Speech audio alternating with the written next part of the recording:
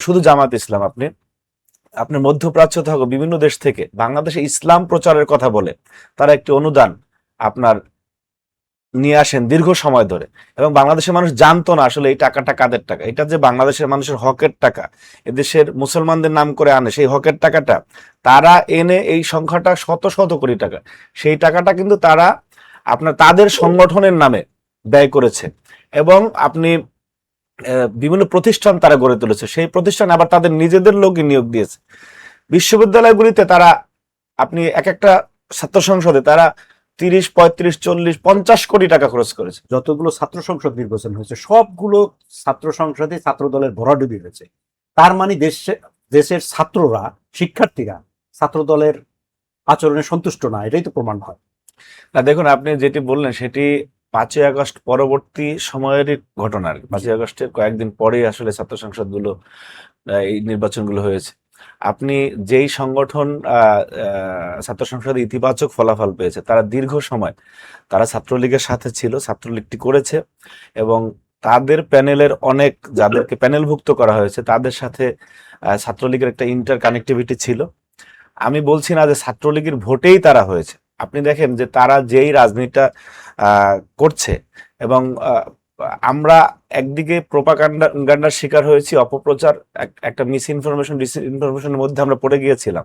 কারণ তারা যে অপপ্রচারটি করেছে যে ছাত্রলীগ এবং ছাত্রদল একই হয়ে যাবে, সেটা ওই সময়ের একটা নির্দিষ্ট সময়ের মধ্যে সীমাবদ্ধ ছিল। কিন্তু এখন কিন্তু আপনি শিক্ষার্থীদের সেই বয়ানটা আপনি শোনাতে পারবেন না। শিক্ষার্থীরা কিন্তু এই বয়ানটা বুঝে গেছে যে এটি শুধুমাত্র ছাত্রদলকে তখন পরাস্ত করার জন্য শিবির এই বয়ানটা ব্যবহার করেছিল।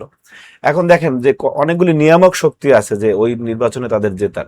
অন্যতম হচ্ছে যে এই যে ছাত্রলীগ করা, ছাত্রলীগের সাথে থাকা, ছাত্রলীগের সাথে সখ্যতা, এবং ওই নির্বাচনে তারা বিতর্কতভাবে তাদের সেই সকল সহযোদ্ধারা যাদের সাথে তারা কাঁধে কাঁধ মিলিয়েছিল ছাত্রলীগের, তাদেরকে তারা বলেছে যে তারা নির্বাচিত হলে ছাত্রলীগকে তারা শেল্টার দেবে, বিতর্কতভাবে বলা, এবং সেই ভোটটা তারা নিতে সমর্থ হয়েছে।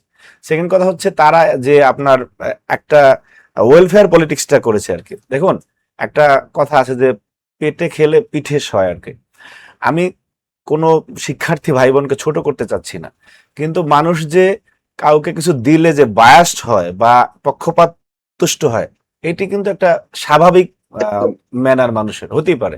তারা যে হিউজ পরিমাণ টাকা ঢেলেছে এখানে, এই টাকাটা হচ্ছে আপনি আমাদের দেশের ইসলামিক দলগুলো, বিশেষ করে জামাত ইসলাম, মানে মোটার আগে যদি আপনি বলেন শুধু জামাত ইসলাম, আপনি আপনার মধ্যপ্রাচ্য থাকা বিভিন্ন দেশ থেকে বাংলাদেশে ইসলাম প্রচারের কথা বলে তারা একটি অনুদান আপনার নিয়ে আসেন দীর্ঘ সময় ধরে, এবং বাংলাদেশের মানুষ জানতো না আসলে এই টাকাটা কাদের টাকা। এটা যে বাংলাদেশের মানুষের হকের টাকা, এদেশের মুসলমানদের নাম করে আনে সেই হকের টাকাটা তারা এনে এই সংখ্যাটা শত শত কোটি টাকা, সেই টাকাটা কিন্তু তারা আপনার তাদের সংগঠনের নামে ব্যয় করেছে।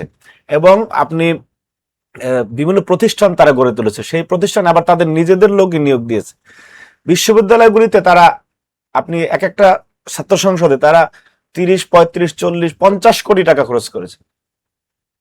এবং আমি দেখেছি যে আমি রাজশাহী বিশ্ববিদ্যালয়ের দায়িত্বে ছিলাম, সেখানে অনেকগুলো আপনার মানে রেস্টুরেন্ট তারা একটা কার্ড দিয়ে দিয়েছিল যে এটা মানে শিবিরের কথা বলে শুধু দেখালি তারা 3 বেলা খাবে, থাকা, মনে করেন আপনার রুমগুলোতে মেয়েদের হলে আপনার এই যে ফুড পান্ডার অর্ডার প্রতিদিন আপনার বিভিন্ন চকলেট কিটক্যাট এসে, দেখুন আমি এটা বলে কাউকে ছোট করতে চাচ্ছি না, এরকমের আপনার শত শত কোটি টাকা তারা এই ছাত্র সংসদগুলোতে খরচ করছে। অর্থাৎ একটা ওয়াল আউট এফোর্ট, তারা আর্থিকভাবে, প্রশাসনিক একটা সেট আপ তো ছিলই। আপনি ভিসি গুলো তারা তাদের মতো নিয়ে নিয়েছিল প্রশাসনে, আপনার অন্তর্বর্তী সরকারের সাথে একটা তাদের যে নিয়োগগুলিতে তাদের যে প্রভাব প্রতিপত্তি ছিল সেটা আপনারাও জানেন। অর্থাৎ একটা সামগ্রিকভাবে তারা আমাদেরকে পরাস্ত করেছে। আমি চ্যালেঞ্জ করে বলতে পারি, আপনি সামনের কোন ছাত্র সংসদে শিবির বিগত দিনে যেটা হয়েছে সেই ঘটনার কোনো পুনরাবৃত্তি বাংলাদেশে আর কোনোদিন হবে না।